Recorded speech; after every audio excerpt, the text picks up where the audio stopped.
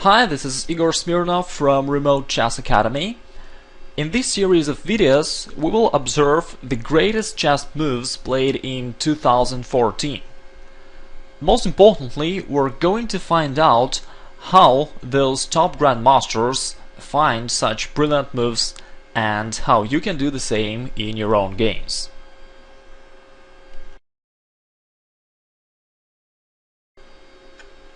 Here's the position and it's white to move. At first it looks really complicated. Obviously white is trying to attack on the king side with his pawn assault. At the same time his own king is quite vulnerable in the center and lots of pieces are still undeveloped left on the first rank. With that said, it seems like black has very good chances for a counter-attack in the center and maybe on the queen side. How would you play in such a position? I'm pretty sure that most players would probably go for g5, attacking black's queen and continuing white's attack on the king side. The move like knight takes d5 also seems very logical, capturing the pawn and threatening knight to c7 fork.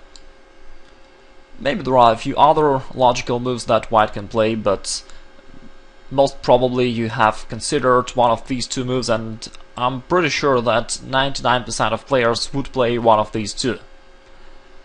Nevertheless, in a real game, white player Volkov Sergei played a very shocking and a very sudden move. Instead of attacking or capturing something, he played a calm move, bishop to g6. Well, if you're aware that there is a certain combination here, maybe you could find the move bishop g6. However, in a real game, it is really tough. We can only imagine the feelings of black player who first saw the move bishop g6 played on the board. Perhaps he was completely shocked. Bishop g6 is a blocking sacrifice. White is blockading the route for the black's queen. And right now white is ready to play g5, capturing black's queen. It's quite amusing that white have switched the target of his attack. Instead of attacking black's king, which seemed to be the main purpose of white's pawn assault on the king side, instead of the king, white is trying to capture black's queen. The white's idea will be very clear in case if black takes with the f-pawn, then after g5 black can resign straight away because the queen is captured. Of course, black can defend better, and that's why the move bishop g6 requires very accurate calculation from white.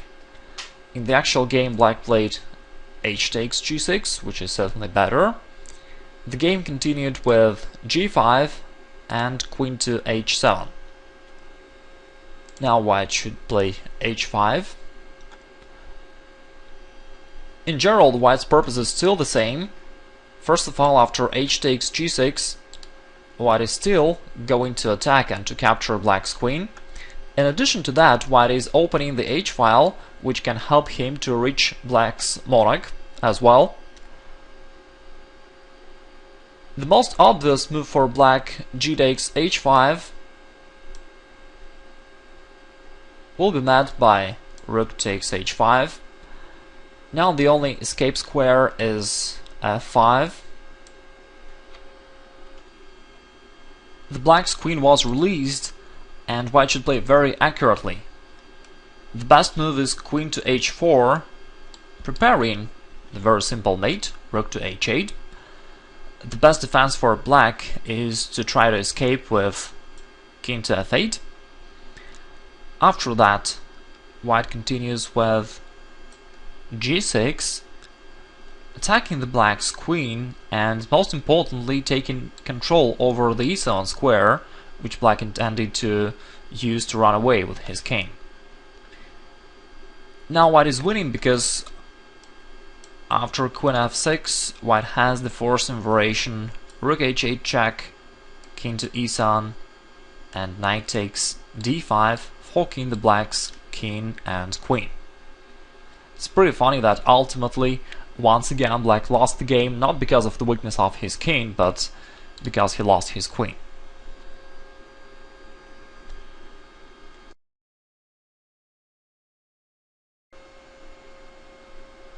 In the real game, instead of g takes h5, black played the move king to f8.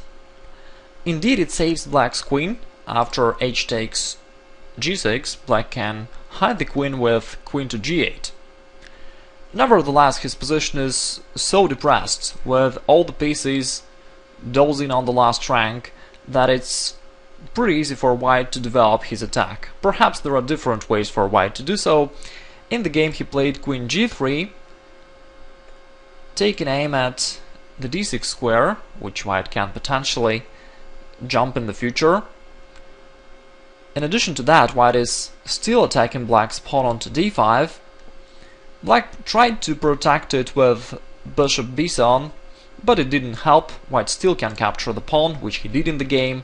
Knight takes d5. The point is, after bishop takes d5, white not only regains the piece after queen to d6 check, but after this move queen takes d5, there is no way for black to save his material. Therefore, white will end up with a huge material advantage and a totally winning position.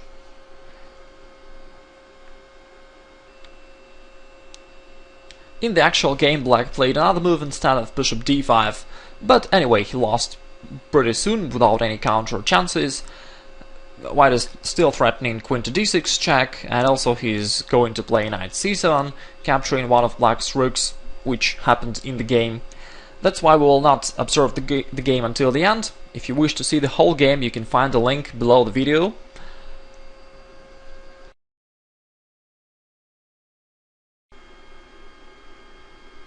The move bishop g6 is very impressive indeed. Of course, it's fun to see the games like that, and it shows the truly high beauty of chess. At the same time, for practical purposes, it's important for us to understand the reasons of why this idea happened in this game, and how can you exploit such ideas in your own games.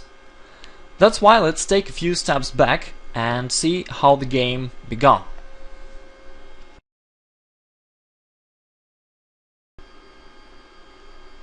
After the initial standard move, which both players played, black made a little bit sudden move knight to h5, and really the complication started at this point.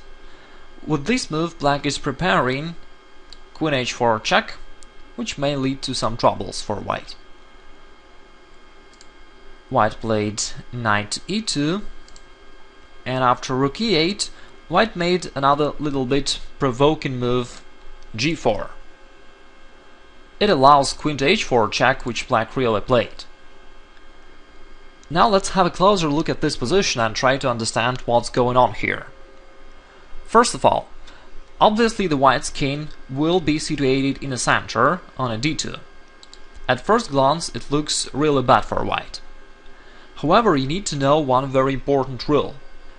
It states that if you have a strong position in the center, then usually you may advance your pawns on a flank. The strong central position secures you. It prevents your opponent from opening a position and starting an attack against you. That's why, even if your king is a little bit exposed, usually the strong position in the center secures you, and you can be sure that everything should be fine. By saying a strong position, I mean that either you have a domination in the center, or your central position is rather closed and you can keep it closed. There is no easy way for your opponent to open up the position. This is true for the current situation, and that's why, even though the king on d2 seems to be very dangerously placed, in reality there is no easy way for black to exploit it. That's one thing. There is another factor that you should take into account in such positions. Black has a few of his pieces on a side of the board where white is developing his pawn attack against black's king. This is a very typical situation. It happens in many openings. For example, the similar type of situation happens in Sicilian defense very often.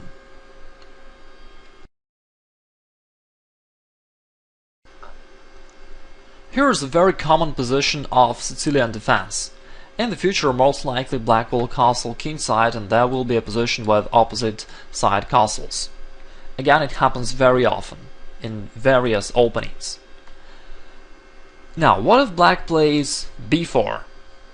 Where should the knight go? Should you move it to e2, or should you move forward to a4? Both ways has its pros and cons.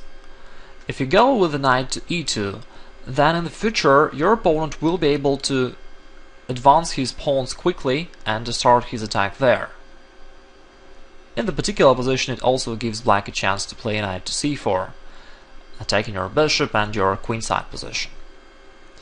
Unlike that, if you put the knight onto a4, then you block the opponent's pawns, and even after the move a5, there is no easy way for black to get any progress on the queenside.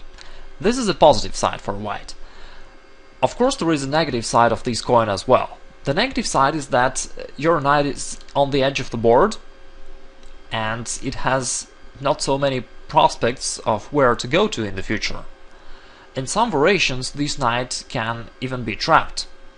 Let's say if black can attack this knight somehow, the only square available is the b6 square.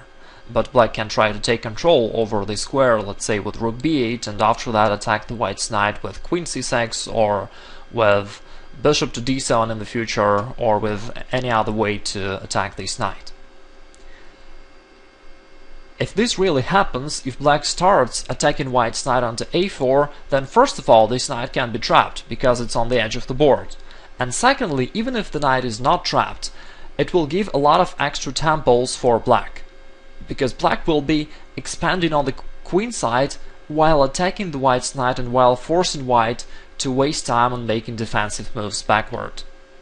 That's why before playing the move like knight a4, you need to think twice. You need to evaluate all advantages and disadvantages of the current move. There is no single rule that will help you to detect where the move like that is good or not. You need to evaluate the exact situation on the board. If you really can block the opponent's pawns, and if there is no easy way for your opponent to attack the knight and capture it, then move knight a4 is the best.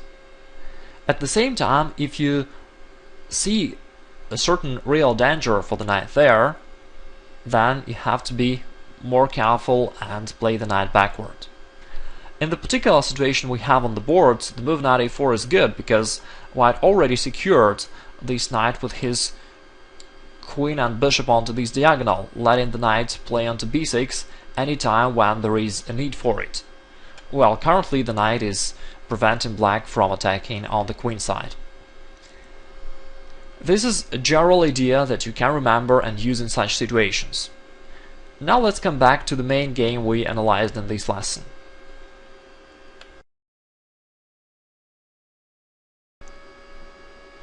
In this game, black didn't take into account that his seemingly active advanced pieces on the king side can become a problem for him.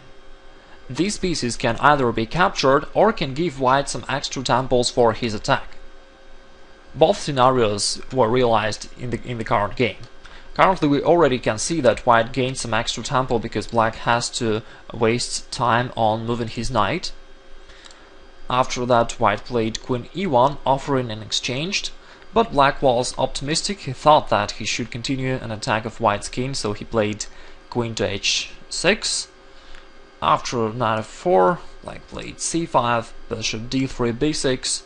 Now white played h4, and once again white got this extra tempo on attacking of black's pieces, and black had to make an awkward move, knight d7, shutting down his bishop and moving his knight back and leaving the d5 pawn unprotected. All in all, we can see that it has a lot of drawbacks. Ultimately, the h6 queen was in a big trouble after bishop g6 and was almost trapped and caused a lot of problems for black. Although the move bishop g6 seems to be fantastic and shocking at first sight, if you understand the ideas of positions with opposite side castles, then it will not be so surprising for you. I hope this lesson helped you to realize a few important ideas about such positions. how to play with opposite side castles and how you can block opponents' pawns and when you should not do that. Also, I hope that you had fun from seeing this fantastic game, and I will be talking to you in the next series of this lesson.